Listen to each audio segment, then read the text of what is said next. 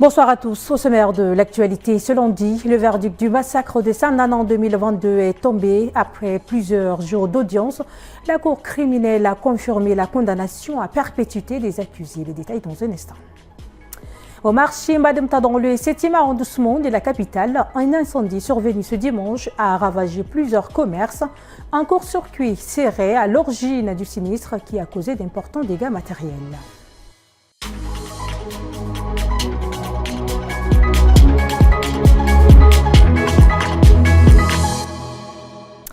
Mesdames, Messieurs, bienvenue au 19h45 de Tchad-Info. Luanda 2025, cet après-midi, s'est ouvert le sommet des chefs d'État de l'Union africaine et de l'Union européenne, rassemblant près de 80 délégations des chefs d'État et de gouvernement venus d'Afrique et d'Europe. Parmi les invités figure la présidente de la Commission européenne, le président de la Commission de l'Union africaine, le secrétaire général de l'ONU, ainsi que plusieurs chefs d'État et de gouvernement soulignent l'importance diplomatique de cette rencontre. L'essentiel des attentes et la vision commune en cette première journée est tourné vers des actions concrètes. Les explications de Justine Alataram. Le sommet, qui coïncide avec le 25e anniversaire du partenariat Afrique-Europe, vise à renforcer la coopération sur des sujets stratégiques. Paix et sécurité, commerce, développement durable, transition énergétique et numérique. Les discours ont mis en avant la complémentarité des deux continents. Technologie et capital pour l'Europe, ressources naturelles et jeunesse dynamique pour l'Afrique, avec pour objectif de créer des chaînes de valeur locales et de transformer le continent en acteur autonome et durable. La transition énergétique et climatique a été un point central. L'Afrique détient 60% du potentiel solaire mondial, mais reste sous-équipée en infrastructures.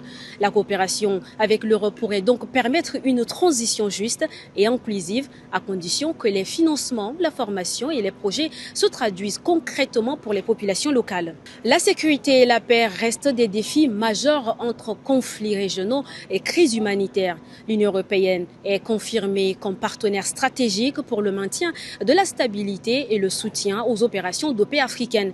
Mais des questions demeurent. L'Afrique pourra-t-elle réellement faire entendre sa voix au niveau international ? Les promesses de coopération et de développement se traduiront-elles en bénéfices tangibles pour les citoyens et notamment pour la jeunesse africaine, moteur de ce partenariat? Le message est clair, l'avenir de l'Afrique et de l'Europe est lié et la prospérité des deux continents dépend de leur capacité à transformer le partenariat en actions concrètes, durables et inclusives pour près de 2 milliards de citoyens. Il faut souligner que le Tchad est représenté à ce 7e sommet UAUE par le secrétaire général du ministère des Affaires étrangères, Djongbey Guelngar Evaris. Revenons ici à N'Djamena, comme je l'annonçais dans les sommaires, en audience délocalisée à la maison d'arrêt de Klessoum. La Cour criminelle a rendu ce lundi 24 novembre son verdict dans l'affaire des événements de Sandana. Une décision très suivie, tant l'affaire a marqué l'opinion. Un reportage de Maxime Solmengar, du corps de Marmel. Après plusieurs heures de débats, la Cour criminelle confirme les peines de réclusion criminelle à perpétuité prononcées à Sarr. Mahamad Chaïd, alias Garam, et Diatarap Moussa sont reconnus comme les principaux responsables des attaques de Sandana en février 2022. Une décision accueillie avec satisfaction par les avocats de la partie civile qui demandent désormais une réparation intégrale pour les victimes. Ceux qui ont commis cette infraction-là, ils réussissent à dissimuler leurs biens par le canal de leur protégé de tout le temps. Et donc je pense que pour cette fois-ci, on va réparer le préjudice pour que les personnes victimes de Sandana soient remises en l'état.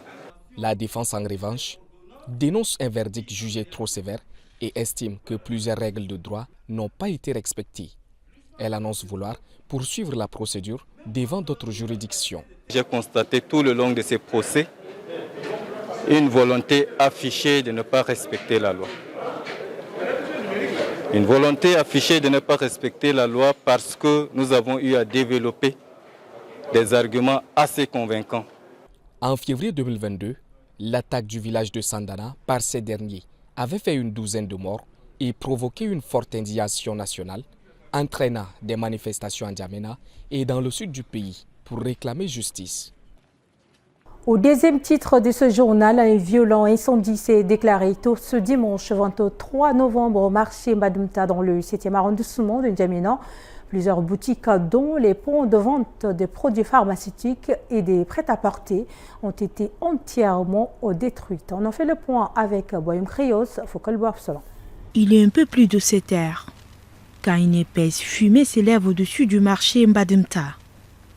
Dans ce secteur très fréquenté, les boutiques en matériaux légers cèdent rapidement aux flammes.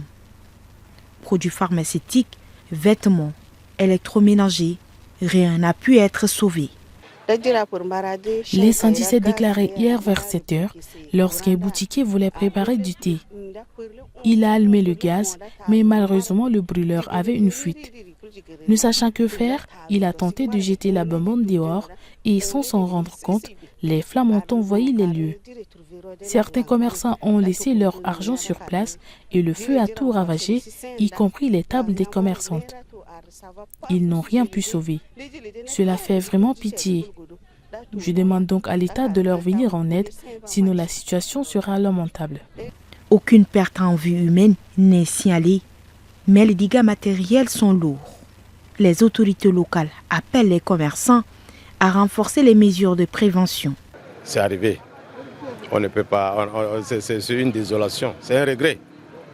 Donc nous ne pouvons que regretter et nous encourageons davantage les victimes d'être un peu courageux. Selon les témoins, l'incendie serait parti d'une négligence.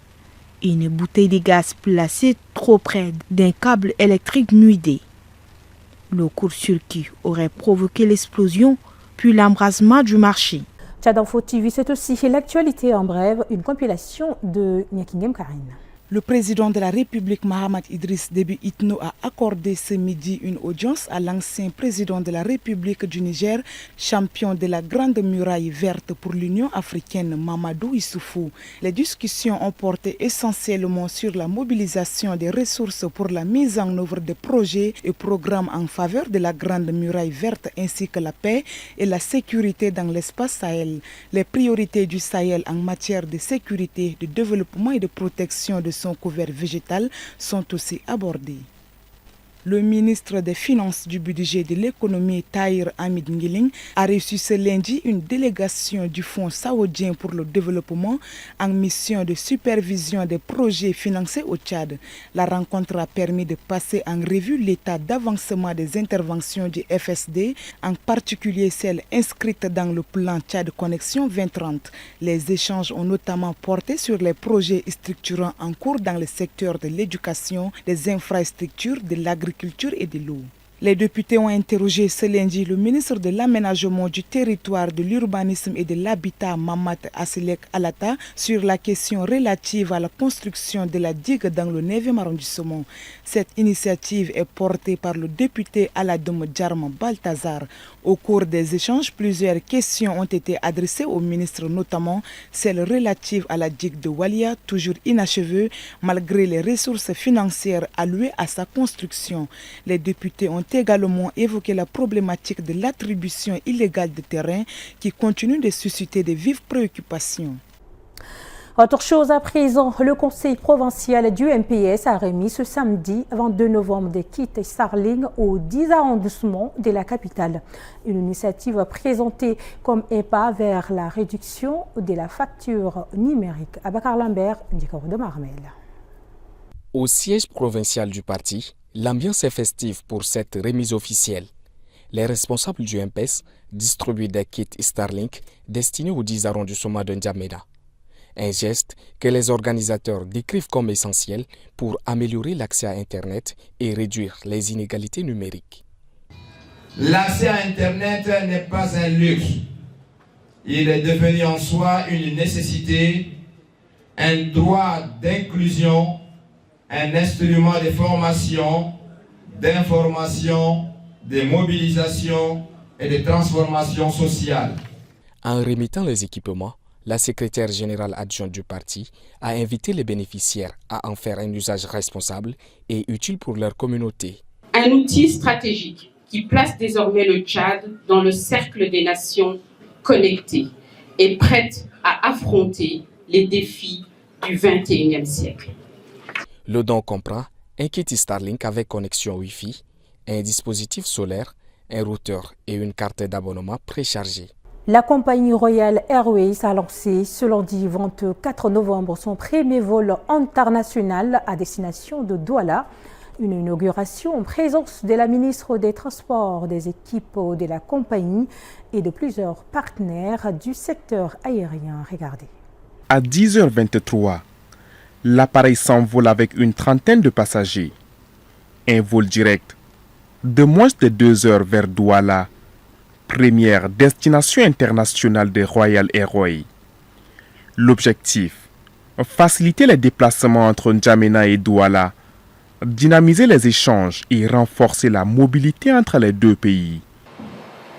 Cette nouvelle ligne n'est pas simplement l'ouverture d'une route aérienne, elle représente notre engagement solennel à accompagner la vision nationale de modernisation du transport aérien conformément aux orientations de la stratégie Tchad Connexion 2020-30. Pour le gouvernement, ce premier vol international assuré par une compagnie tchadienne marque une avancée majeure pour le pays et un défi relevé pour tout le secteur aérien. Cette victoire n'est pas seulement la vôtre, elle est la nôtre. Là où vous vous déployez, c'est le Tchad finalement qui avance. Et votre responsabilité, elle est grande, mais elle est aussi portée par notre soutien. Oui, car vous êtes aussi en quelque sorte condamnés à réussir, pour vous, pour nous, pour tout le pays finalement. Et évidemment, mon département sera à vos côtés parce qu'en vous accompagnant, c'est toute une nation que nous servons, en offrant donc plus d'options à nos concitoyens et en contribuant finalement au désenclavement de notre pays, le Tchad. Dès aujourd'hui, Royal Airways opérera 3 vols par semaine, ouvrant une nouvelle étape dans la connectivité régionale du Tchad. Ainsi s'achève cette édition, mesdames et messieurs. Merci de l'avoir suivi. Tchad Info, c'est l'information. On continue.